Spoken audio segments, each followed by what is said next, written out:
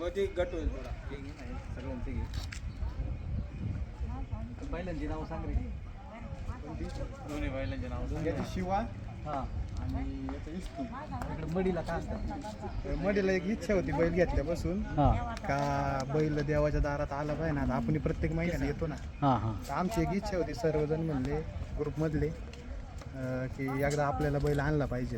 म्हणजे बैलगाड्या शर्यतीची बैल आहे. शर्यतीची बैल ही म्हणजे घाटात पळतात. ही घाटात एक नंबर मध्ये आता हा पाळतात. काळ्या रंगाचा जो बैल आहे याचं काय नाव? याचं इस्तू नाव आहे हां गपले मंडळींचा फाकड्या आहे. हा. हा कांड्यावर पळतो 20 फूट म्हणजे त्याला फकड्या म्हणतात. फाकड्या. हां आणि म्हणजे हा- बैल ज्या गतीने पळतो ना ते अंगातूनच उच्चार येतो का फाकड्या.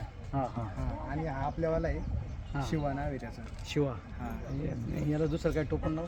नाही शिवाच त्याला दुसरा उल्लेखच नाही. शिव अवतार घेतो. शिवा अवतार घाटात गेल्यावर हा. घेतो तसं शांत आहे.